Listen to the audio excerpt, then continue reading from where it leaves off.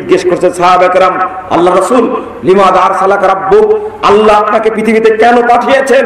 মূর্তি ভাঙলেন, আলীকে বললেন ভেঙে সব চুরমার করে দাও। এবার জিজ্ঞেস করছেন সাহাবীরা, আপনাকে আল্লাহ কি জন্য পাঠিয়েছেন? তখন বলছে যে কি জন্য পাঠিয়ে জানো না? লিকাসরে আওসান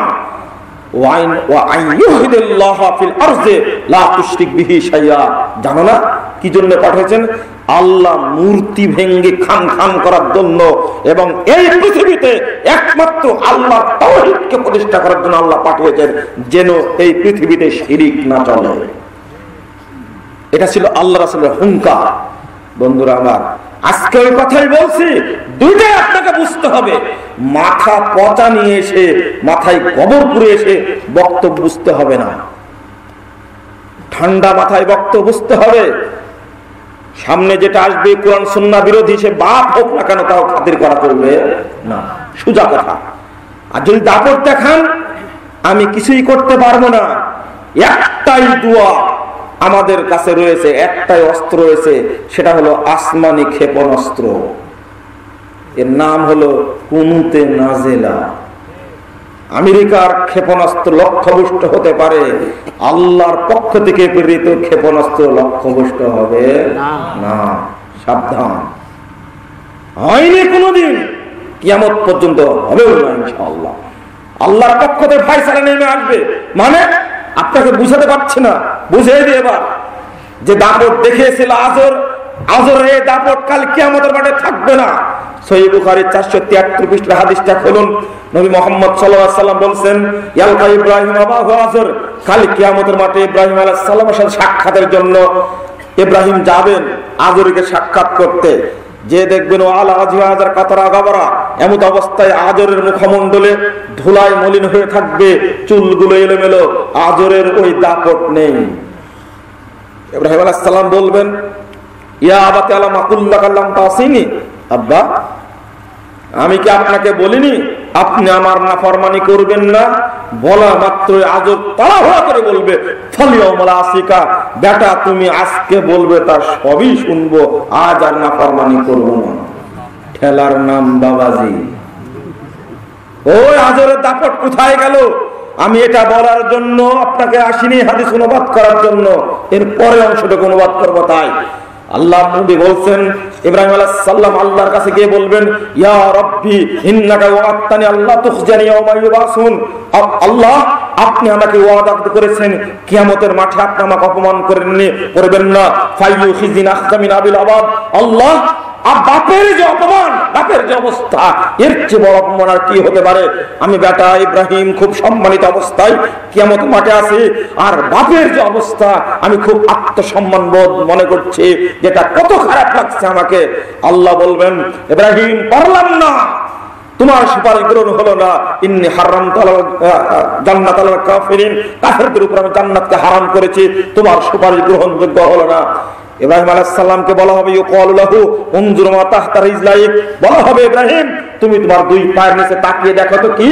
ফারাআ বিজিকিন মুনতাকিন, ইব্রাহিম আলাইহিস সালাম দুই পায়ের নিচে তাকিয়ে দেখবেন একটা বেজি বানরের মতো একটা পশু, ওকে পায়খানা ড্রেনে চুবানো হয়েছে, ওকে গোবরে লেপটানো হয়েছে, স্যাঁতস্যাঁতে একটা পশু দেখতে পাবে। ফাইয়ু খাযবি কয়মিহি ফাইয়ুল কাফিন নার, ফিল মাজহুল ব্যবহার করা হয়েছে, চার পাকে তাকে ধরা হবে এবং তাকে জাহান্নামে নিক্ষেপ করা হবে।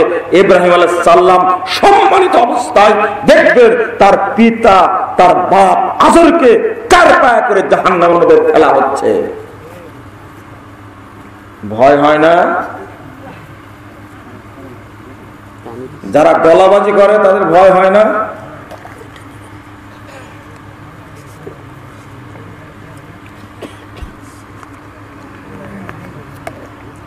বলছিলাম ইব্রাহিম আলাইহিস সালামের বাপকে কাল কিয়ামতের মাঠে বানর তৈরি করা হবে কেন? ফেরাউন বদমাশ ছিল, নমরুদ বদমাশ ছিল, তাদেরকে বানর তৈরি করা হবে, এটা হাদিসে আসেনি। কিন্তু আজরকে করা হবে কেন? তার চোখের সামনে হকটা বলা হয়েছে, হককে দম্ভ ভরে অহংকার করে প্রত্যাখ্যান করেছে, নিজের ছেলে ইব্রাহিমকে পাথর মেরে গুড়িয়ে দেওয়ার হুমকি দিয়েছে, আল্লাহ বরদাস্ত করেননি। আজকে যারা কোরআন এবং সহিহ হাদিস নিয়ে এই বাড়াবাড়ি করবে, যারা গলা টিপে হককে হত্যা করার চেষ্টা করবে, কাল কিয়ামতের মাঠে এই সমস্ত আজরকে বানরে পরিণত করা হবে, বাঁচার কোনো পথ থাকবে না। বন্ধুরা আমার, অতএব কোরআনে যেটা আসছে, সহি হাদিসে আসছে, সেটাই গ্রহণ করতে হবে। কেমন ভাবে জানেন? কোথাকার আমি চেয়ারম্যান, আমি নেতা, ওটা বড় বিষয় না। দেখেন রোম সম্রাট, কত বড় সম্রাট। ওই হাদিসটা শুনে যে জানটা একটু ঠান্ডা হবে আপনাদের। আবু সুফিয়ান বুঝানোর জন্য গেছে যে তার দেশে কিছু মুসলমান ঢুকছে, তাদেরকে বের করে দেন। রোম সম্রাট ডাকলেন আবু সুফিয়ানকে, ঠিক আছে কেন?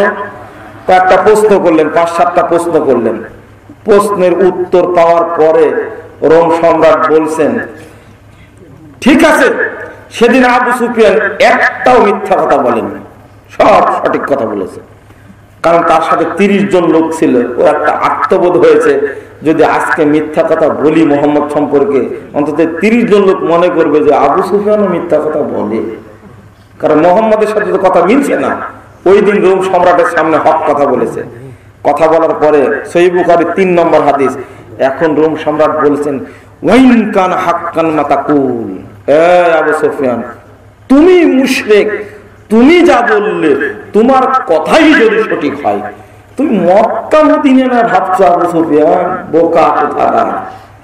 মক্কা মদিনা তুমি ভাবছো, ওয়াইন কান হাক্কান মাতাকুল, তোমার কথাই যদি সত্য হয়, ফাসায়াল্লিকুম তাহতা কদামিয়া, অচিরেই মুহাম্মদ মক্কা মদিনা শুধু না, আমার এই রোম সম্রাটের সিংহাসন পর্যন্ত অলংকৃত করবে। শোনো আবু সুফিয়ান, বোকা কোথাকার, শোনো, ওয়াইন কুনতি ইনদাহু, তুমি আমার কাছে এসে ভুল বুঝাতে, আমি রোম সম্রাট যদি আজকে মুহাম্মাদের কাছে থাকতাম, লাগাসালতু কদামাইহি, আমি তার 2 পা ধুয়ে দিয়ে তাকে সম্মান দান করতাম। কেন? কোরআন সুন্নাহ মেনে নিয়ে আল্লাহর কৃতজ্ঞতা স্বীকার করা যায় না? রোম সম্রাটের চেয়ে আমি বড় নেতা? এই হাদিসটা শুনিয়ে দিলাম। নমরুদ ফেরাউনের কথা তো জানেনি। নমরুদ ফেরাউন সম্মানিত হয়েছে না অপমানিত হয়েছে? অতএব এই কথাগুলো কেন বললাম? কোরআন এবং সুন্নাহ সামনে আসছে। আমি অনুবাদক মাত্র, যদি অপরাধ করে থাকি তাহলে আসামি হব আমি 3 নম্বর। এই বিধান নাজিল করেছেন কে? আল্লাহ। আসামি 1 নম্বরে আল্লাহ হবেন।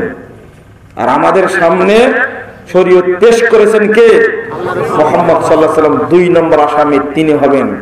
আমি অনুবাদ করলাম, 3য় আসামি হব আমি মুজাফফর। কোনো আপত্তি নেই। শিরক বিদআতের বিরুদ্ধে বলার কারণে যদি ফাঁসি হয়, 14 বার কেন 14,000 বার হলেও ফাঁসি হতে, ফাঁসির কাস্টে ঝুলতে ইনশাআল্লাহ রাজি আছে। কিন্তু আহলে হাদিসের বাচ্চা শিরককে কোনোদিন মেনে নেয়নি, কিয়ামত পর্যন্ত মেনে নিবে না ইনশাআল্লাহ, এতে কোনো সন্দেহ নেই। অতএব কথা ওইটাই, যেন শিরক মিশ্রিত না হয়। আমি যেটা বলতেছিলাম যে পরিণামটা কি, আপনি সালাত আদায় করেন, সালাত কবুল হয়নি। আল্লাহ রাব্বুল আলামিন বলেছেন সূরা আনকাবুত 45 নম্বর আয়াত, ইন্নাস সালাতা তানহা আনিল ফাহশাই ওয়াল মুনকার। আল্লাহ বলেছেন নিশ্চয়ই সালাত বাধা দিবে আনিল ফাহশা, যত রকমের অন্যায় কাজ আছে সব কাজ থেকে। ফাহেসা কাজ, ফাহেসা জমা শব্দ, বহু বচন, যত অন্যায় কাজ আছে সবগুলো বাধা দিবে। আবারও বলছেন ওয়াল মুনকার, যত ছোট খারাপ কাজ আছে সেইগুলোকে বাধা দিবে। কথা কেমন হয়ে গেল? আমি আপনি সালাত আদায় করছি 30 বছর যাবত, সালাতও করছি 30 বছর যাবত, বিড়িও খাচ্ছি 40 বছর। সালাত আদায় করছেন 30 বছর যাবত, আপনি 20 বছর যাবত ঘুষও খাচ্ছেন, সুদও খাচ্ছেন। কি খান না? কই সালাত যদি আল্লাহর দাবি তাহলে কি বেঠিক হয়ে গেল? আল্লাহর দাবি মিথ্যা হয়ে গেল? দেখেন, আল্লাহর দাবি হলো যে ব্যক্তি মুসল্লি, এ তো ঘুষ খেতে পারে না, এ তো সুদ খেতে পারে না, এ তো বিড়ি খেতে পারে না, এ তো গাঁজা খেতে পারে না, সালাতে পড়ছে, গাঁজাও খাচ্ছে, ঘটনা কি? কিন্তু আল্লাহ বলেছেন ইন্না সালাতা, নিশ্চয় সালাত, তানহা, বাধা দিবে, আনিল ফাহশা, যাবতীয় ফাহশা কাজ থেকে, ওয়াল মুনকার, যত ছোট বড় খারাপ কাজ সবগুলো থেকে বাধা দিবে। আপনি খেতলাল থেকে মোলাম গাড়ি এসে, রিক্সা এসে, 2টা 10 টাকার নোট আছে আপনার কাছে, 1 টাকা খুব কড় করে আর 1 টাকা ময়লা, রিক্সাওয়ালা 10 টাকা ভাড়া। এখন আপনি যদি মুসল্লি হন তাহলে আপনি কড় করে টাকাটা দেবেন, আর যদি এই ময়লাযুক্ত টাকাটা দেন রিক্সাওয়ালাকে তাহলে বুঝবেন তাহলে আপনার ইমানের ত্রুটি আছে। এর নাম হলো ছোট বড় যাবতীয় খারাপ কাজ থেকে বিরত থাকবে। বলুন রিক্সাওয়ালার হক কোনটা, কড় করে টাকাটা না ময়লা টাকাটা? কড় করে টাকা, কারণ আপনি ওটাকে ভালোবাসেন, ওইটাই আপনাকে দিতে হবে। কি বুঝতে পারলেন না? মুসল্লি হলে এই কাজ করতে পারবে না, ওই ময়লাযুক্ত টাকাটা দিবে না, ভালো টাকাটা দিবে, ওর আত্মা পরিশুদ্ধ। কিন্তু টাকার হিসাব করছেন আপনি, বরং ওই টাকাটাই চুরি করা না। বুঝতে পারেননি? কেমন মুসল্লি হলেন? তাহলে কি আল্লাহর দাবি ভুল? বলছেন না যে আপনারা আল্লাহর দাবি ঠিকই আছে, আপনার সালাত উপরে যায় না। উপরে গেলে তাহাজ্জুদ পড়ছেন আপনি ঘরে বসে বসে, আর আপনার মেয়েটা জয়পুরহাট যাচ্ছে বুরকা ছাড়ায় বন্ধুর সাথে, হিসাবই করেন না আপনি। ঠিক বলাটা আমি পছন্দ করি না, বক্তব্য বুঝে আমল করার চেষ্টা করেন। তাহাজ্জুদ পড়ছেন আর নিজের মেয়েটি ঢাকা বিশ্ববিদ্যালয়ে পড়াশোনা করছে আইনে, কোথায় রেখেছে আর কে কোথায় নিয়ে গেছে বাপ হিসাব করে না। না, এই তাহাজ্জুদ কাজে লাগে না। অবশ্যই আমি বলি না যে আপনার মেয়েকে আপনি পড়ান না, পড়ান, আপনি কাছে রেখে পড়ান, না হলে খালার কাছে রাখেন। খালাকে হতে হবে মায়ের মতো, একেবারে টাটকা, মুশালা, চেতনা সম্পন্ন। কি ব্যাপার আম্মু, তুমি আজকে 2টার দিকে আসলে কেন? তোমার ক্লাস তো শেষ হয়েছে 12টায়, 2 ঘন্টা লাগবে না, কোথায় গেছিলে? একদিন ঠাটায়া দিলে আর পরে দেরি করবে না, এইরকম চোখে চোখে রাখতে হবে। অত সহজ না। আপনি মনে করলেন যারা বিশ্ববিদ্যালয়ে পড়া সবগুলো ফেরেশতা, হ্যাঁ, আর আপনার মেয়েটা জিন, হ্যাঁ, এটা কি ভাবলেন? না, আপনার তাহাজ্জুদের ত্রুটি আছে, সালাতের ত্রুটি আছে, কোনদিনই না। আপনি দিব্যি সুদ খাচ্ছেন আর মনে করছেন যে সালাত কবুল হয়ে গেছে। নাউজুবিল্লাহ, নাউজুবিল্লাহ, নাউজুবিল্লাহ। আপনার মনটা, আপনার হৃদয়টা, আপনার চোখটাও লাল হয়ে গেছে, হৃদয়টা কালো হয়ে গেছে, সুদ খেতে খেতে খেতে আপনার শরীরটা একেবারে জাহান্নামীদের মতোই হয়ে গেছে। তাও তো লজ্জা হয় না।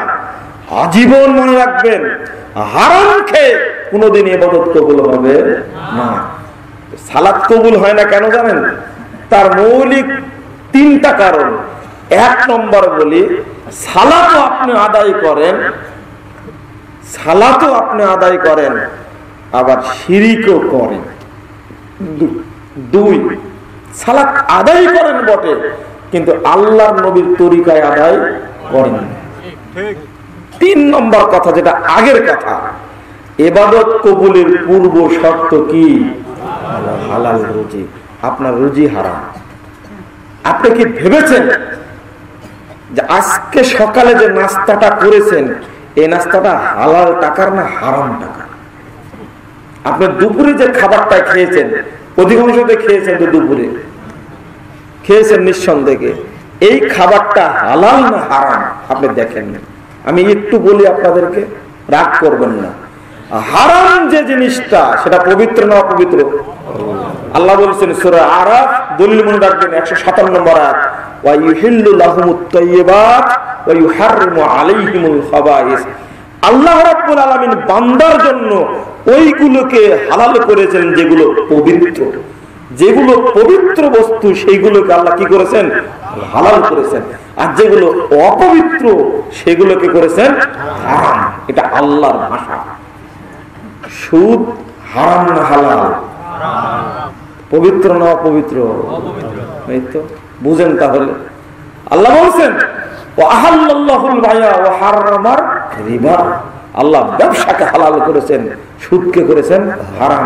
275 নম্বর একটা খুলুন সূরা বাকারা। আমার আপত্তি নেই, হারাম সুদ পেতে কোনো সন্দেহ নেই। গ্রামীণ ব্যাংকের সুদ হোক, আশা ব্যাংকের হোক, ইসলাম ব্যাংকের হোক, আর সোনালী ব্যাংকের হোক, জনতা ব্যাংকের হোক, কৃষি ব্যাংকের হোক, অগ্রণী ব্যাংকের হোক, ব্রাক ব্যাংকের হোক, আশা ব্যাংকের হোক, বলেছি আগে সব ব্যাংক বাংলাদেশ ব্যাংকের সদস্য, ঠিক কিনা? বাংলাদেশ ব্যাংক সুদ না দিয়ে আপনার সুদ দিবে কোনোদিন না। ওই একটাই মূলনীতি ধরেন, সব ব্যাংকে সুদ আছে, তরিকা একই, নাম আলাদা। ওই যে মতিউর রহমান মাদানী সাহেব বলেছেন কোন দিন যে লিখবে আর ইসলামী বেশ্যাখানা। আমার কথাটা খুব পছন্দ হয়েছে।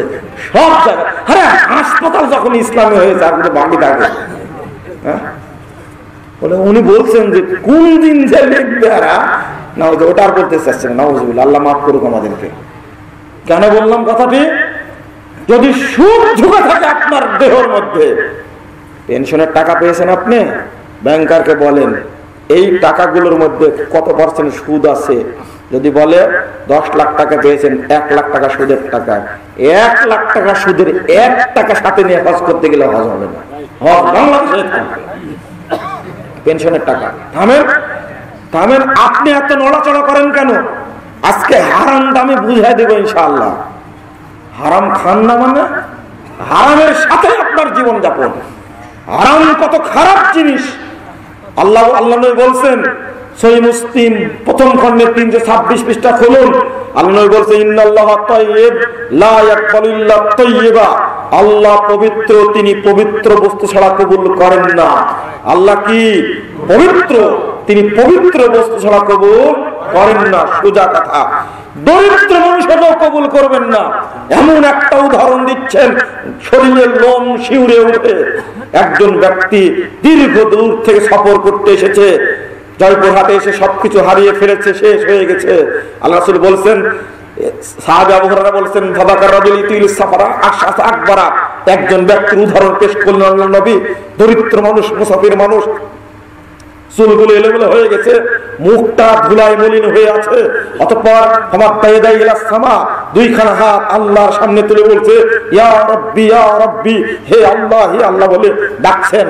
আল্লাহ রাসূল বলছেন সাহাবীরা শুনে রাখো, মাতামুহু হারাম, এই ব্যক্তির খাদ্য হারাম, ওমাশরাবু হারাম, এই ব্যক্তি যে পানি পান করে পানিটাও তার হারাম, ওমালবাসু হারাম, যে পোশাক পরে আছে পোশাকটাও তার হারাম, ওয়াগুদ্দিয়া বিল হারাম, গোটা দেহটাই তৈরি করা হয়েছে হারাম দ্বারা। ওর খাদ্য হারাম, ওর পোশাক হারাম, কাপড় চোপড় হারাম, ওর পানিটা হারাম। পানিটা টিউবওয়েলটা পুঁতেছে ও গ্রামীণ ব্যাংক থেকে সুদ নিয়ে, ওই পানি খেলে ওর ইবাদত হবে না। আল্লাহ রাসূল শেষে বললেন ওয়াগুদ্দিয়া বিল হারাম। আরে সাহাবীরা, ওই ব্যক্তির গোটা দেহটাই তৈরি হয়েছে হারাম খাদ্য দ্বারা। লক্ষ্য করুন, এই লোকটির দোয়া কবুলের সব শর্ত আছে। এই লোকটির দোয়া কবুলের সব শর্ত আছে। প্রথমত লোকটি মুসাফির, মুসাফিরের দোয়া আল্লাহ কবুল করেন। দ্বিতীয়ত লোকটি মিসকিন, নিঃস্ব, দরিদ্র, দোয়া আল্লাহ কবুল করেন। তৃতীয়ত লোকটি দুইখানা হাত তুলে দোয়া করছে, দোয়া কবুলের জন্য হাত তুললে আল্লাহ দোয়া কবুল করেন, এই শর্ত তার মধ্যে আছে। চতুর্থত এই লোকটি কাকুতি মিনতি করে আল্লাহকে বলছে, এর পরেও কি কবুল করলেন? কবুল হবে না। আপনি এবার ভেবে দেখুন তো, এই মাথার টুপিটা আপনার হালাল টাকা না হারাম টাকা না আত্মসাৎ করা? ও হালাল বলতে হারাম বলতে শুধু সুদের টাকা বুঝছেন আপনি? আপনার জমির পাশে আমার জমি আছে, জমি বুঝেন তো আছে, ধানের জমি আছে, আপনি আল কেটে আধাত নিয়ে চষে খাচ্ছেন আপনি দীর্ঘদিন যাবে, কিছু বললে আপনি ঝাড়ি মারেন আমাকে, দরিদ্র মানুষ আপনি। যতদিন খাচ্ছেন, যত ধানের ভাত খেয়েছেন, ওই জমিটা খেয়েছেন, কাল কিয়ামতের মাঠে বোঝা দিতে তো হবে, বোঝা দিতে হবে তো হবে। বরং আল্লাহু আকবার, আপনি বুঝলেন না এই আত্মসাতের টাকা কি যে হবে। হারাম তো খেয়েছেন, এর পাপ যে কত খারাপ আমি তো আপনাদের বুঝাতে পারছি না। এই যে আত্মসাৎ, এই আত্মসাৎ যদি একটা হাদিস বাংলাদেশে বাস্তবায়ন করা হতো, একটা হাদিস, প্রধানমন্ত্রী যদি একটা হাদিস বাস্তবায়ন করে বাংলাদেশে, কোন এমপি, মন্ত্রী, চেয়ারম্যান, পাতি নেতা, খেতা নেতা একটা গম চুরি করতে পারবে না ইনশাআল্লাহ, একটা গম চুরি করতে পারবে না। একটা হাদিস শুনে রাখেন আপনি। আমি কাউকে শোনাতে চাই না, আপনাকে শোনাতে চাচ্ছি। আমার নেতা মানুষের দরকার নাই, আপনি দরিদ্র মানুষ একটা শুনে ঈমান আনেন, কাল কিয়ামতের মাঠে জবাব পাবো, নেকি পাবো ইনশাআল্লাহ। এই হাদিসটা শুনেন। যারা যৌতুক নিয়েছেন না, এদের ব্যাপার আমার একটা চিন্তা হয়। এটা চিন্তা হয় কিভাবে জানেন? কিভাবে চিন্তা হয়? এই যে সূরা ইয়াতি বিমা গাল্লাহা ইয়াউমাল কিয়ামা, সূরা আলী ইমরান 161 নম্বর আয়াতটা খুলবেন, আজকেই বাড়িতে গিয়ে খুলবেন আপনারা। 161 নম্বর আয়াতটা। আপনি যে ফ্রিজটা নিয়েছেন শ্বশুরের কাছ থেকে, টিভিটা নিয়েছেন, অথবা একটু জমি নিয়েছেন, অথবা খাটটা নিয়েছেন জোর করে, ইতরের বাচ্চা, ইতর আপনার বাপ বিয়ে ঠিক করতে যাওয়ার পরে মেয়ের বাপকে বলছে যে বেশাব সবকিছু ঠিক হয়ে গেল, ওই ছেলে তো আমার ছেলে এখন বাইসাইকেলে চড়ে অফিসে যায়, বিয়ের পরে আপনার মেয়ের সাথে বিয়ের পরেও যদি বাইসাইকেলে যায়, ইজ্জত আপনারও থাকবে না, আমারও থাকবে না। একটা পালসার গাড়ির ব্যবস্থা করে, কত বড় ইতর দেখছেন আপনি? নিজে নিজেই বলছে। আর একটা বলছে যে বাড়িতে তো অফিসে ছেলে থাকবে, আপনার মেয়ে তো বাসায় থাকবে, একা একা বসে কি করবে? একটা 32 ইঞ্চি টিভি দিয়ে এটা হলো। আর মাছ গোছ রাখতে হয়, ফ্রিজে লাগে একটা। শেষ কথা বলে ঘুরে আবার যাচ্ছে। বিয়ে সাহেব আর একটা জিনিস বলতে ভুলেই গেল, কি বলেন? বলছে যে এটা ঘর সাজানোর জন্য তো খাট টাটের ব্যবস্থা, এ কি বেন্নার চেয়ে বেন্না বলেন তো দেখে? এটা কোন শ্রেণীর? ও ফকিরের চেয়ে বড় ফকিরকে ভিক্ষা দেওয়া উচিত। থামেন, আমি এটা ভাবিনি। এই যে দুর্নীতি করে শ্বশুরের কাছ থেকে এগুলো নেওয়া হলো, কাল কিয়ামতের মাঠে উঠার পরে ওর ঘাড়ের উপরে থাকবে ফ্রিজ। আপনারা হাসবেন, এটা শর্ট করে এটা সংবরণ করতে পারি না। খাট, মোটর সাইকেল, আপনারা হাসছেন যে আপনারা বুঝলেন না, আমি আপনাদের ভালো করে বুঝাই দিই। এই যে নিয়েছেন শ্বশুরের কাছ থেকে, ও কেউ বলছেন না আমাকে এমনি দিয়েছে।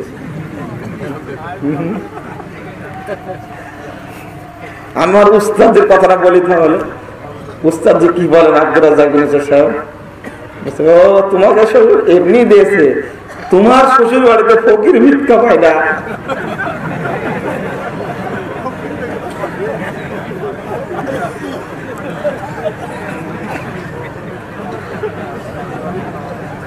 আমি উস্তাদের কথা, এই কথা না বলে জবাব হবে না, এই কথা না বললে জবাব হবে না। ভিক্ষা পায় না ফকির ওর শ্বশুর বাড়িতে, আর ওকে মোটরসাইকেল পালসার এমনি দিয়েছে। এটা কি ভাবতে পেরেছেন আপনি? হ্যাঁ, লুকোচুরি দুর্নীতি কাকে বলে দেখেন, এর শুভঙ্করের ফাঁকি। যারা এই অন্যায় কাজ করেছ, যুবক ভাইরা, আপনারা যারাই করেন না কেন, শ্বশুরকে এটা দুনিয়ায় বুঝা না দিয়ে গেলে এর পাপ কয়টা? একটা। এটা এখান থেকে আপনাকে বহন করে নিয়ে যেতে হবে, মোলাম গাড়ি থেকে বহন করে নিয়ে যেতেই হবে, বিকল্প আপনি। আল্লাহ বলছেন নিজেই, যা তুমি আত্মসাৎ করেছো তা তোমাকে নিয়ে হাজির হতেই হবে। কোরআনের আয়াত এটা।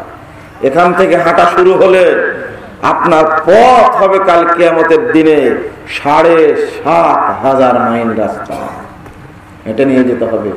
শুধু আপনি না, ওই যারা ধানের জমি চুরি করেছে ওদেরকেও, যারা রিলিফের টিন চুরি করেছে তাদেরকেও, যারা গম চুরি করেছে তাদেরকেও।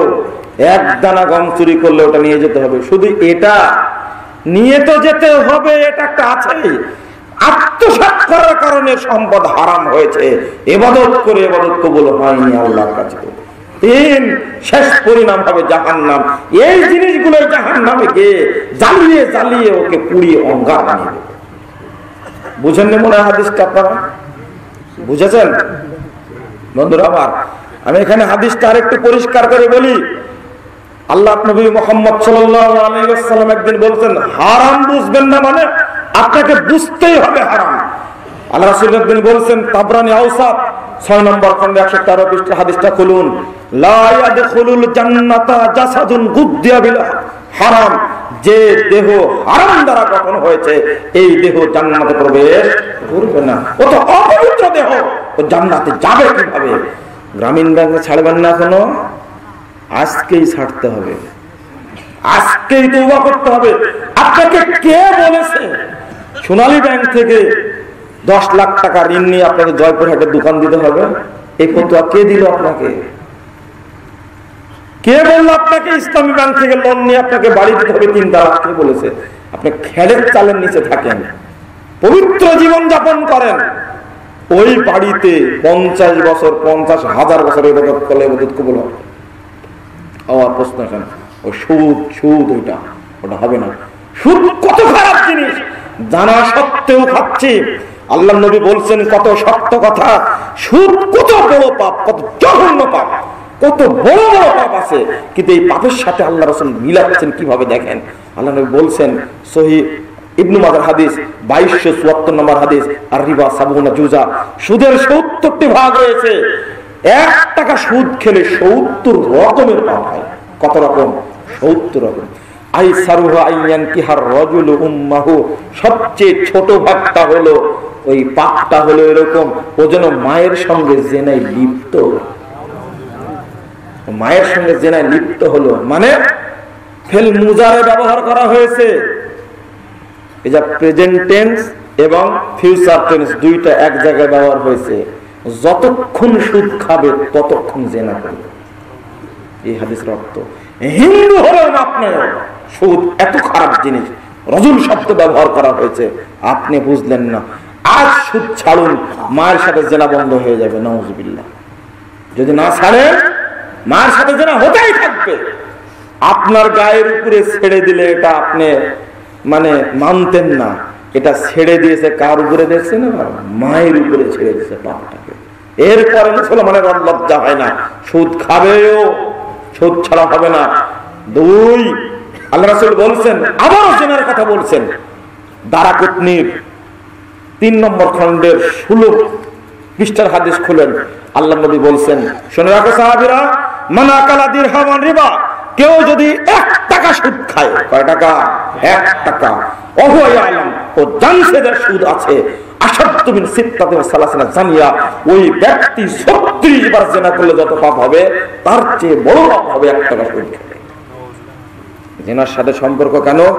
বান্দা আজ পর্যন্ত বুঝলো না, বুঝতে পারলো না। বারবার বলা হচ্ছে এই সুদ খেয়ে সুদী দেহ কখনো জান্নাতে যাবে না। এখন কি করণীয়? আপনার আত্মসাৎ করেছেন, করণীয় কি? জয়পুরহাটে আসার পথে আজকে ফোন দিয়েছেন এক ভাই, উনি বক্তব্য শোনার পরে, গত জুমার বক্তব্য নেটে শুনে ফেলেছে, শোনার পরে ফোন দিয়ে বলছে, দুঃখিত, একটা অন্যায় কাজ স্বীকার করতে হচ্ছে আপনার কাছে। আমি কিছু জিনিস আত্মসাৎ করেছিলাম, আমার জানা আছে কত টাকা আত্মসাৎ করেছে, এখন কি করি আপনি বলেন? আমি বললাম, যার টাকাটাকে ফেরত দিতে হবে। তো লোকটা মারা গেছে, এখন করণীয় কি? আমি বললাম যে ওই লোকের নামে ওই টাকাটা দান করে দিতে হবে। প্রথম বললাম তার ওয়ারিশ, বলছে ওয়ারিশও পাচ্ছে না, তাকে পেলে তো দিয়েই দিতে, আপনাকে স্বীকার করতাম না তার কাছে, দেখছেন? বলছে পেলে তো দিয়েই দিতাম, আপনাকে বলতাম না, কিন্তু ঠেকে গেছে তো ওই জায়গায়, এখন কি করবো? ওয়ারিশও পাচ্ছে না। বললাম দান করেন। বলুন এই লোকটির মধ্যে ঈমান আছে না নাই? আছে। ওর ঈমান ফিরে এসেছে। কত লাখ টাকা আল্লাহ পাক ভালো জানে। তবে একজন ব্যক্তি আমাকে হিসাব দিয়েছে, আমি 36 লাখ টাকা জমা করেছিলাম অন্যায় করে। 36 লাখ টাকা। চিন্তা করেন, ও রাস্তা তৈরি করে দিয়েছে একটা। নেকি না, এগুলো নেকি পাওয়া যাবে না। আপনার মধ্যে টাকা আসে, সুদের টাকা। এবার তওবা করবেন আপনি, হিসাব করে অনুমান করে বের করে নিন এত পরিমাণ সুদ খেতে পারি, বের করে আত্মসাৎ করেছেন তাকে দিয়ে দিবেন, যার টাকা তাকে দিয়ে দিবেন। দেওয়ার পরে রাতের গভীরে উঠে 2 রাকাত সালাত আদায় করে আল্লাহর কাছে দেখুন, হাত তুলে দোয়া করেন, আল্লাহ তোমার ভয়ে আমি সুদ বর্জন করেছি, তুমি আমাকে ক্ষমা করো। আল্লাহ সব পাপই ক্ষমা করে দেবে ইনশাআল্লাহ। একটুকু ভাগ থাকবে না। আল্লাহ বলছেন লা তাকনাতু মির রাহমাতিল্লাহ, আল্লাহর রহমত থেকে নিরাশ হও না। ইন্নাল্লাহ ইয়াগফিরুয যুনুবা জামিআ, যুনুব বলার পরে কোনো পাপ থাকে না। এরপরে শব্দ করছেন তাকিদ দিয়ে আসছেন জামিয়া, যত পাপ আছে সবই আল্লাহ ক্ষমা করবেন। আল্লাহ পারেন ক্ষমা করতে, ক্ষমা চাইতে। নিমুখারাম বান্দা ওষুধ খেতে আছে। আজকে আপনাকে বললাম হাদিস, আপনার ক্রিয়া করলো না। চলুন সহিহ মুসলিমের 325 নম্বর হাদিসটা শুনিয়ে দিই। নবী মুহাম্মদ সাল্লাল্লাহু আলাইহি সাল্লাম একদিন বসে আছেন, খাইবারের যুদ্ধে কিছু সাহাবী মারা গেছেন। এমত অবস্থায় সাহাবীরা বলছেন ফুলানুর শহীদ, এই ব্যক্তি শহীদ হয়েছে, এই ব্যক্তি শহীদ হয়েছে, এই ব্যক্তি শহীদ হয়েছে। যখনই বলছেন ফুলানুর শহীদ, এই ব্যক্তি শহীদ হয়েছে, বলা মাত্রই আল্লাহ নবী বলছেন, ধমক দিয়ে চিৎকার দিয়ে বলছেন, কাল্লা, অসম্ভব, তোমরা ওকে শহীদ বলছো মানে ইন্নী রাআইতুহু ফিন-নার, আমি তাকে জাহান্নামের মধ্যে জ্বলতে দেখছি, তাকে তোমরা শহীদ বলছো মানে? সাহাবীরা হতবাক হয়ে গেলেন। একজন সাহাবী যুদ্ধে গেছেন, যুদ্ধে অংশগ্রহণ করছে, যুদ্ধে মারা গেছেন, আর তাকে আল্লাহর নবী কি বলছেন? তুমুল যুদ্ধ। তারপরে এর পরের ঘটনা হলো এই, সাহাবীরা কারণ অনুসরণ করলেন, করতে করতে দেখছেন তার ব্যাগের মধ্যে একটা ছোট রুমাল পাওয়া গেল। ওই রুমালটা তিনি গনিমতের মাল থেকে নিয়েছিলেন বন্টন করার আগে। কথা বোঝা গেছে? মানে রাষ্ট্রীয় মাল নিয়েছেন চেয়ারম্যান সাহেব, বুঝেননি? বুঝতে পারেননি। এই হাদিসটা শুধু যদি বাস্তবায়ন করা হয় বাংলাদেশে, এই হাদিস পাওয়ার পরে এই ছোট্ট একটা কারণের কারণে সাহাবা একরাম যে যা নিয়েছিলেন এসে জমা দিচ্ছেন আর বলছেন, আসাবতু মিনাল গনাইম ক্বাবলা মাকসামিন, আল্লাহ নবী এই ফিতাটা আমি নিয়েছিলাম গনিমতের মাল থেকে, আমি দিয়ে গেলাম। এই সুতাটা আমি নিয়েছিলাম গনিমতের মাল থেকে দিয়ে গেলাম, আল্লাহ নবী নিয়েছিলাম দিয়ে গেলাম।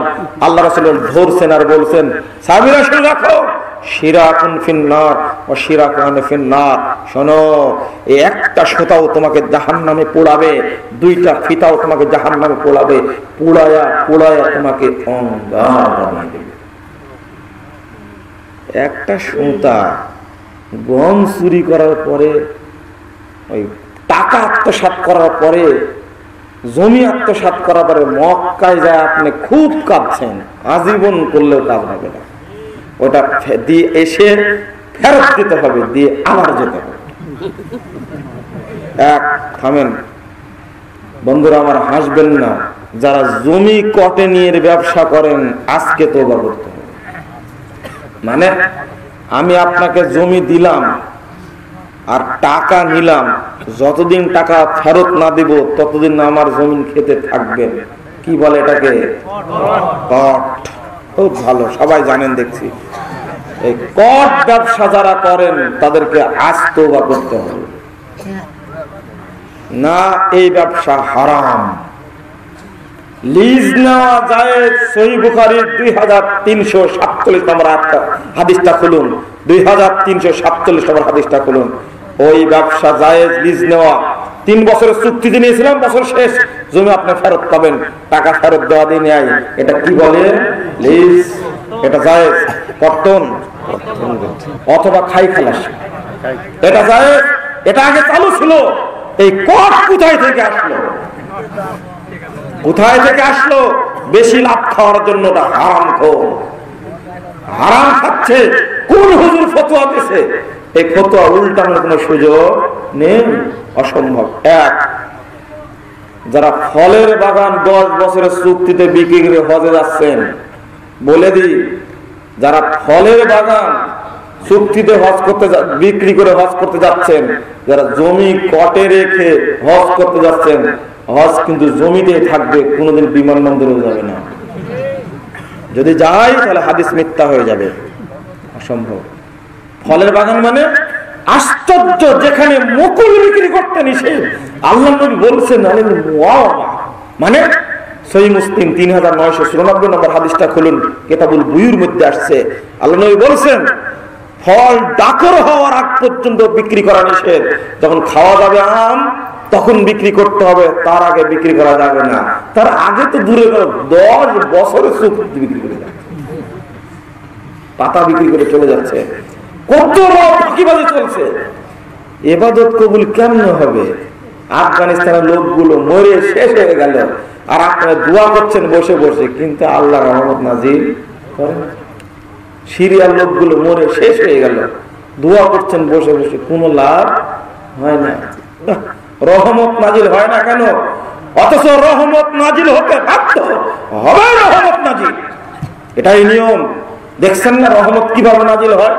কতবার নাজিল হয়েছে? বারবার রহমত নাজিল হয়েছে। আল্লাহ নবী মুহাম্মদ সাল্লাল্লাহু আলাইহি ওয়াসাল্লাম খুতবা দিচ্ছেন, একটা লোক, গ্রাম্য লোক এসে বলছে পানি না থাকার কারণে গরু বাছুর না খেয়ে মারা যাচ্ছে, আল্লাহ নবী দোয়া করেন।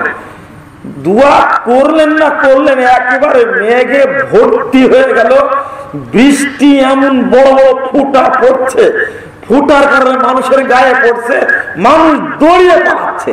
আল্লাহ নবী বলছে দেখো দেখো আদম সন্তান কিছুক্ষণ আগে বৃষ্টি চাইলে, এখন বৃষ্টি দেখে পালাচ্ছে।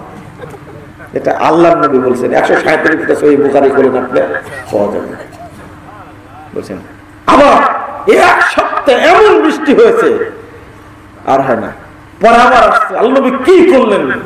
বৃষ্টিতে রাস্তাঘাট সব নষ্ট হয়ে গেছে, গরু ছাগল ভেসে যাচ্ছে। আপনি আবার দোয়া করেন। দোয়া করা মাত্রই কোথায় যে মেঘ চলে গেল, একবার পিঠ ফাটা রোদ বেরিয়ে গেল। দোয়া কবুল হয় না? হয়। যখন আব্রাহা একেবারে কাবা ঘর ধ্বংস করার জন্য চলে গেল, আল্লাহ দোয়া কবুল করেন না? করেন কিভাবে দেখেন। আবু তালেব দোয়া করে দিল একবারে আল্লাহর কাছে। আবু তালেব আব্রাহাকে গিয়ে বলছে আমার 200 উট চুরি করেছে, তোমার লোকেরা দিয়ে দাও। তখন বলছে তুমি তো আচ্ছা নেতা দেখতেছি, তুমি তো স্বার্থপর, কাবা ঘর সম্পর্কে কিছু তুমি বলছো না, আর তুমি উট সম্পর্কে বলতে আসো। তা আবু তালেব নরমালি বলছে আরে উটের মালিক তো আমি, কাবার মালিক তো আল্লাহ। তো আল্লাহ কাছাকাছি হস্তক্ষেপ করবে কি জন্য? আল্লাহ ব্যবস্থা করবে। উট গুলো পাওয়া হয়ে গেছে, আব্রাহার হাতে আর আগাই না। দোয়া কবুল হয় না? দোয়া কবুল হয়, কিন্তু এত হারাম খেয়ে শরীর মোটা করে দোয়া করলে কি দোয়া কবুল হয়? হাদিস, একটা হাদিস শুনেন, সহিহ মুসলিম 117 নম্বর হাদিস। সময় পেরিয়ে গেছে তাই না? শুনেন, নুমান নামে একজন সাহাবী আল্লাহর নবীর কাছে এসে বলছেন আল্লাহ রাসূল ইযা সাল্লাইতুল মাকতুবা, আমি শুধু ফরজ সালাত আদায় করব, ওয়া হালালতুল হালাল ওয়া হারামতুল হারাম, আমি হালালকে হালাল মানব, হারামকে হারাম মানব, বজর বর্জন করব, আদখুলুল জান্নাহ, আমি কি জান্নাতে প্রবেশ করতে পারবো? তিনি বললেন নাম, অবশ্যই জান্নাতে প্রবেশ করতে পারবো। বন্ধুরা আমার, আমি এখানে বোঝাতে চেয়েছিলাম, উঠছেন কেন? আমি কি বসে থাকবো এখানে? আমি উঠবো না? বন্ধুরা আমার, আমি আপনাকে এখানে বুঝাতে চেয়েছিলাম হারাম বর্জন করতে হবে। রাজি আছেন? মহিলারা বর্জন করবে না। গ্রামীণ ব্যাংকে কালকেও যাবে যদি ডেট থাকে, যাবেই। এমন বুঝ দিয়েছে তাদেরকে, লজ্জা, শরম, ইবাদত, ঈমান, আমল সবগুলো বিক্রি করে দিয়েছে ওদের কাছে। যাবে, কালকেও যাবে।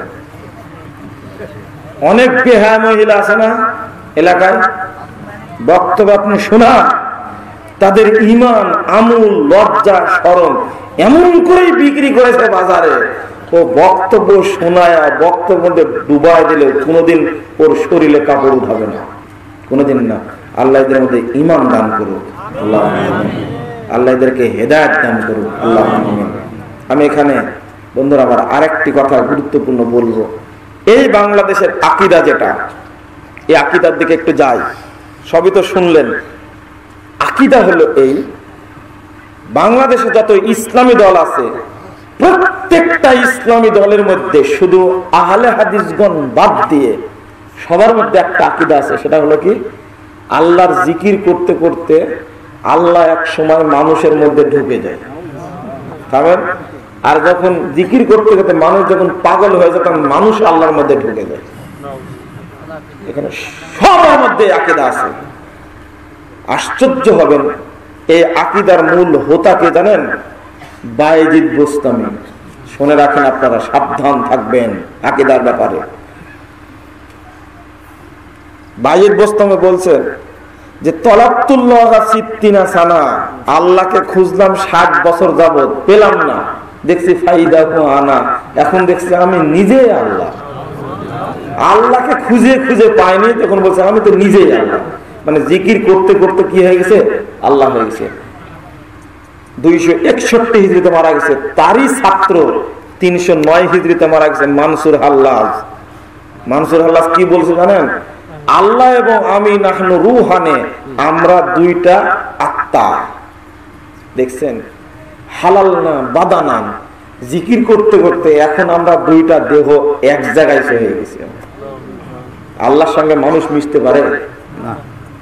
বান্দার আব্দ আর মাবুদ, মাবুদ কোথায়? সপ্তম আসমানের উপরে, আরশের উপরে মাবুদ। আর বান্দা কোথায়? এই জমিনে।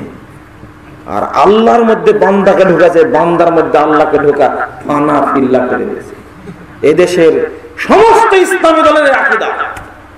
একজন ভাই ভ্রান্তির বেড়া জালে ইকামতের দিন এই বইটা পড়েছেন, পড়ার পরে আমাকে ফোন দিয়ে বলছেন, মওদুদী সাহেব সম্পর্কে কিছু কথা লিখছি।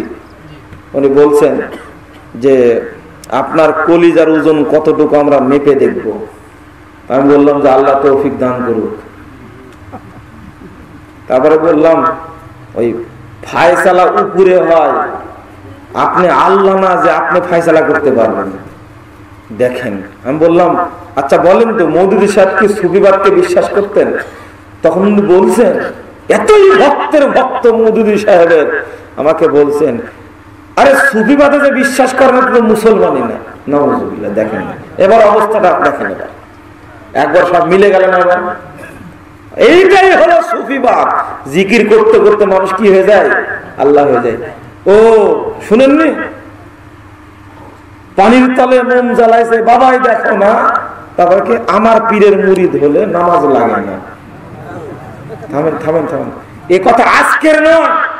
143 পৃষ্ঠা খুলুন, কিতাবুল ফসল ফিল মিলাল ওয়া নিহাল, এই গ্রন্থের 4 নম্বর খণ্ড 143 পৃষ্ঠা খুলুন।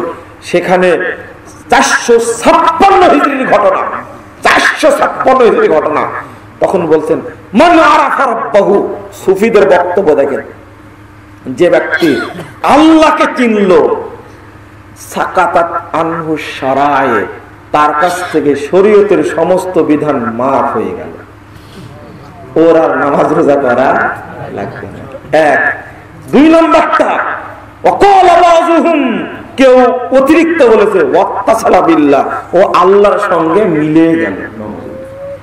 এই যে মানসুর আল্লাহ যেটা বললাম, মানসুর আল্লাহ বলছেন জিকির করতে করতে একটা বলছে আনাল হক আনাল হক আনাল হক, আমি আল্লাহ আমি আল্লাহ আমি আল্লাহ। শেষে খলিফা তাকে ফাঁসি দিয়ে মেরে ফেলে দিল। আর এই আকীদাই গ্রহণ করেছে চরমনার পীর সাহেব।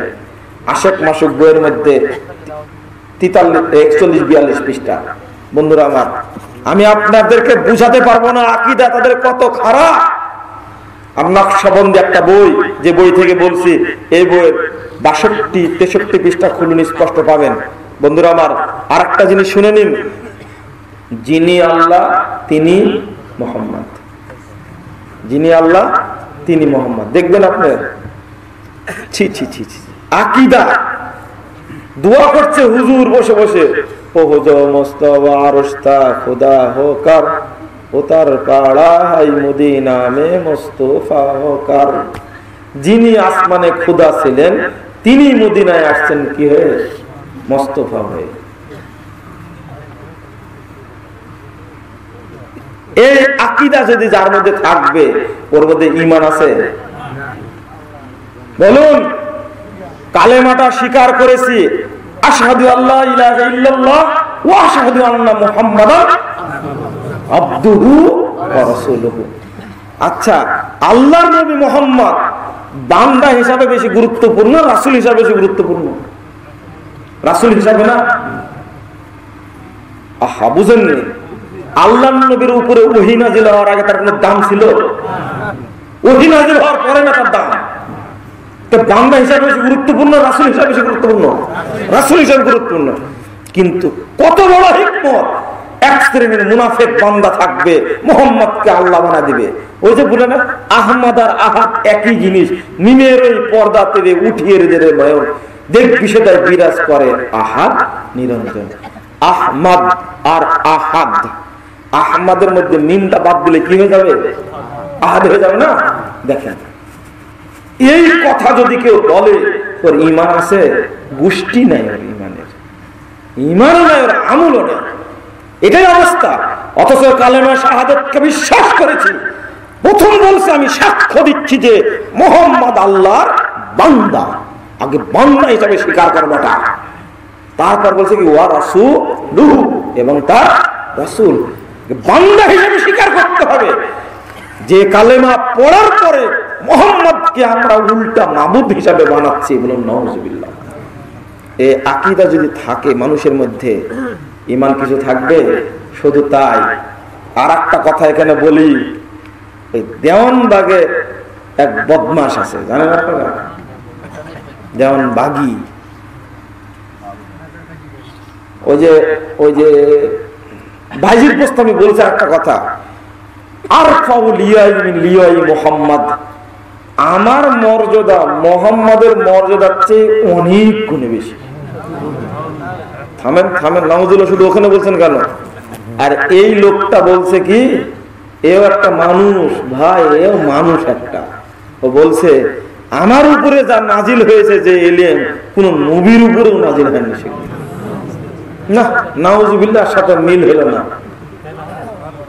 ওর কথা ঠিক আছে, নবী রাসূলদের উপরে এলেন নাজিল হয়েছিল কার পক্ষ থেকে? আল্লাহর পক্ষ থেকে। আর ওর উপরে নাজিল হয়েছে ইবলিস শয়তানের পক্ষ থেকে। ঠিক আছে না তাহলে? হ্যাঁ, তারপর না বুঝে নাউজুবিল্লাহ বলছেন কেন? ও তো ঠিকই বলেছে। বলুন, বাইজিদ বোস্তামির কথা আর এই বোস্তামির কথা মিল আছে না আলাদা হলো? মিল আছে না? স্পষ্ট। কেউ মুহাম্মদকে ছেড়ে দেয়নি, এটা হলো আকীদা।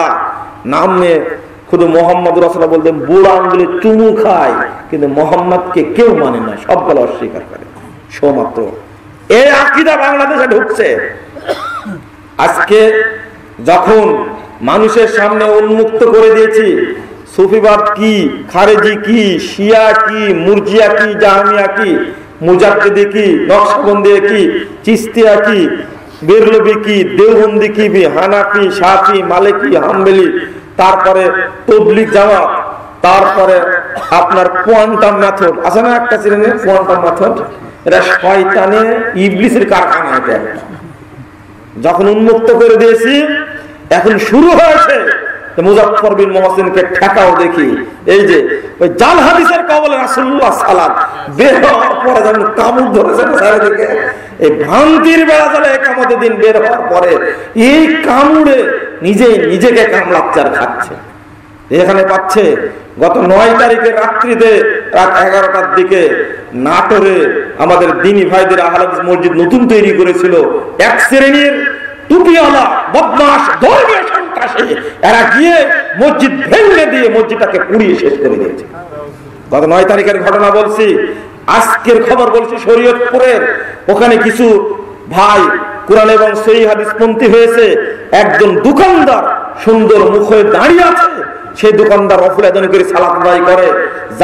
জাল হাদিসের খবর রাসূলুল্লাহ সাল্লাল্লাহু আলাইহি ওয়াসাল্লাম, এই বইটা বিতরণের কারণে 40 জন মানুষ একই জায়গায় আহলে হাদিস হয়ে গেছে। ওই যারা তাদের উপর অত্যাচার করছে, এরাই হলো মাযহাবী সন্ত্রাসী, ধর্মীয় সন্ত্রাসী। শুনে রাখা উচিত, বাংলাদেশে আজ থেকে এই দিন প্রচারিত হয় না। আজ থেকে কোরআন এবং সেই সুন্নাহর উপরে জুলুম হচ্ছে না, প্রকৃত জুলুম আপনাদের সামনে এখন দেখানো হচ্ছে, স্পষ্ট হয়ে যাচ্ছে। হকের পথে যত বদমাশি গাদ্দারিকে বুঝতে পারছেন, আপনাদের কাছে চূড়ান্তভাবে সহযোগিতা চাই। আহলে হাদিস ভাইরা যেখানে যে অবস্থানে আছে সেখান থেকে সহযোগিতা চাই।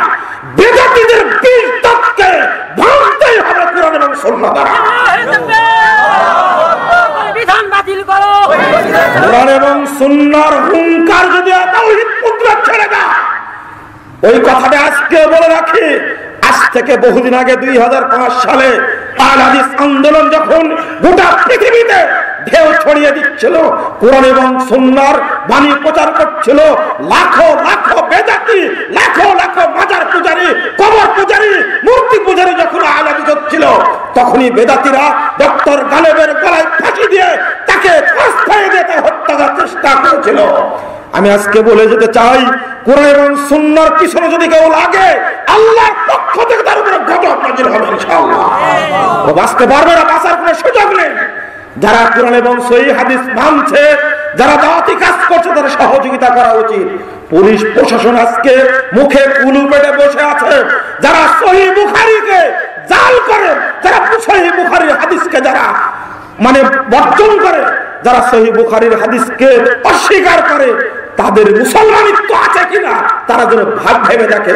ধর্মের নামে সন্ত্রাসগিরি করে কখনো সহিহ হাদিসের আন্দোলনকে বন্ধ করা যাবে না ইনশাআল্লাহ। এতে কোনো সন্দেহ নেই, এটা মনে রাখতে হবে। আজকে নয়, কালকে নয়, একদিন এই বাংলাদেশে কোরআন এবং সহিহ হাদিসের আলো প্রতিষ্ঠিত হবেই হবে ইনশাআল্লাহ ইনশাআল্লাহ। আমি আশ্চর্য হয়েছি, মসজিদ আল্লাহর ঘর, এদেশে হিন্দুরা পূজা করছে নিজের মণ্ডপে, হাজার হাজার কোটি কোটি মানুষকে মাজারে বসায় বসায় তারা মানুষকে মুশরিক বানাচ্ছে।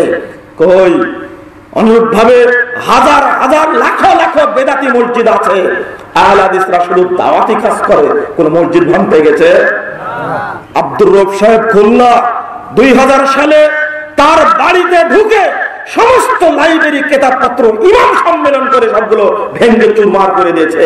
মসজিদ ভেঙেছিল সেই সময়। আজকেও বিদাতীরা ক্ষিপ্ত হয়েছে কোরআন এবং সুন্নাহর পক্ষে মানুষ তৈরি হওয়ার কারণে।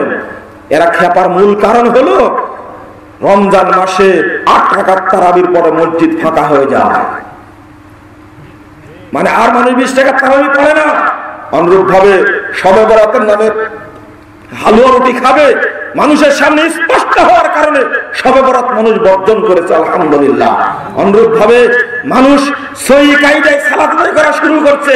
শিক্ষিত ব্যক্তিরা যখন তার সামনে কোরআন এবং হাদিস স্পষ্ট হচ্ছে, তখন একজন ইমামকে বলছে, বেতন তো আমি দেই, বেতন আমি দেই, এটা হলো সহিহ হাদিস, আপনি এটা মানেন না কেন? সব জায়গায় আমি নাম বলতে পারছি না। বেদাতীরা কোথায় ঢুকবে সেদিন, যেদিন প্রকাশ হয়ে যাবে বাংলাদেশের ইতিহাস নতুন ভাবে লিখিত হবে ইনশাআল্লাহ। এই বাংলাদেশের অবস্থা চিত্র পরিবর্তন হয়ে যাবে, ভিতরে ভিতরে এমন পরিবর্তন হয়েছে ইনশাআল্লাহ অচিরেই প্রকাশ পেয়ে যাবে। তখন বেদাতীরা জায়গা পাবে বাংলাদেশে ইনশাআল্লাহ। আপনাদের কাছে দোয়া চাই, আল্লাহ যেন আমাদেরকে সহিহ দাওয়াতের কাজ বেশি বেশি করার তৌফিক দান করেন, আল্লাহ আমিন। সহিহ আকীদা লালন করুন। আর আমি আজকে মাত্র 2টা বই নিয়ে আসছি, জাল হাদিসের কওল রাসূলুল্লাহ সাল্লাল্লাহু এই বইটি এবং ভ্রান্তির বেড়া জালে ইকামতের দিন, মাত্র বেশি সংখ্যা না, কয়েকটা সংখ্যা নিয়ে আসছি। আপনারা বইগুলো অবশ্যই নিয়ে যাবেন। এবং আরেকটা দাবি থাকবে, যারা একটু অর্থ আছে তারা 2 কপি কিনে 1 কপি আপনার বন্ধুকে হাদিয়া দেবেন, যেন তার আকীদাটা শুদ্ধ করতে পারে। আমি মনে করি আপনারা যদি দোয়া করেন, আল্লাহ যদি কবুল করে, ইনশাআল্লাহ একটা বইয়ের মাধ্যমে এই বাংলাদেশে শিরক বিদআতের বিরুদ্ধে আন্দোলন গড়ে উঠতে পারে ইনশাআল্লাহ। আপনাদের আলম মেম্বার 200 টাকা দান করেছে, ইসলাম জালসা দান করেছে আলম মেম্বার একজন ব্যক্তি। আল্লাহ তাআলা বরকত দান করুন। জি বই এখানে আছে, জেলে আছে, আল্লাহ তাআলা এক ভাই জেলে আছেন, আল্লাহ যেন তাকে মুক্তি দান করেন, আল্লাহ আমিন। আল্লাহ তার জন্য দোয়া করবেন। আপনারা সার্বিকভাবে সহযোগিতা করুন। এবং দাওয়াতি কাজগুলো প্রচার করার দাওয়াত দেওয়ার চেষ্টা করুন। আমাদের বই পুস্তকগুলো বেশি বেশি বিতরণ করার তৌফিক দান করুন। আল্লাহ তাআলা কবুল করুন। আমার সাথে দোয়া করে নিন। সুবহানাল্লাহুম্মা বিহামদিকা আশহাদু আল্লা ইলাহা ইল্লা আনতা আস্তাগফিরুকা ওয়া আতুবু ইলাইক। আসসালামু আলাইকুম ওয়া রাহমাতুল্লাহি ওয়া বারাকাতুহু।